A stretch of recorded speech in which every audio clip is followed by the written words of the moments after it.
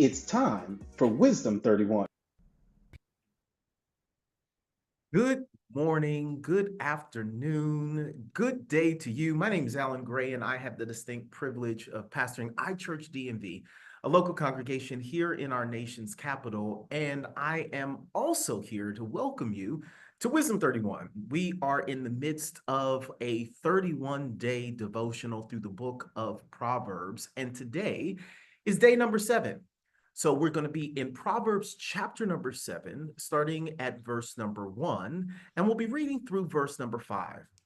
As you prepare to position yourself for this devotion and grab your Bibles, I'm just going to challenge you to engage with this devotional. And by engagement, I challenge you to read the entire chapter each day, and then contemplate, consider, meditate on the verses that we share together. Maybe, of course, you'll have some of your own, but think about some of the things that we are talking about and how they might apply to your life. And then the last thing that we will encourage you to consider is what will be your takeaway from today and who will you give it to? All right, without further ado, Proverbs chapter 7, verses 1 through 5 read this way. My son, keep my words and treasure up my commandments within you. Keep my commandments and live. Keep my teaching as the apple of your eye. Bind them on your fingers and write them on the tablet of your heart.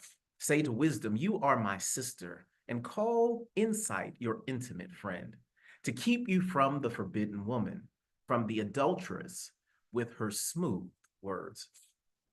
I heard a discussion recently around the idea of relationships, and I thought it was relatively interesting. The heart of the discussion was on how, in today's culture, many people look for love before they establish friendships. Therefore, they bypass process for product. Looking for love in all the wrong places happens because love is the outgrowth of friendship. Solomon challenges us similarly in that he calls wisdom as our sister, an insight, an intimate friend.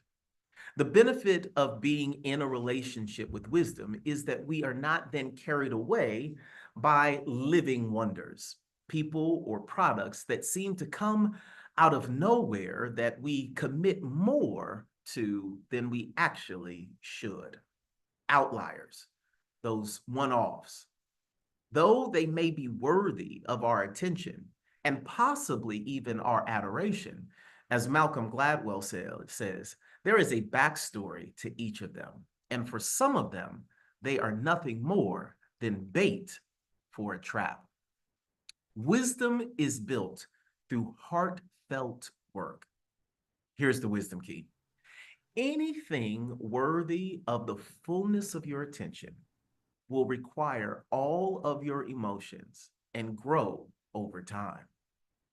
Be wise.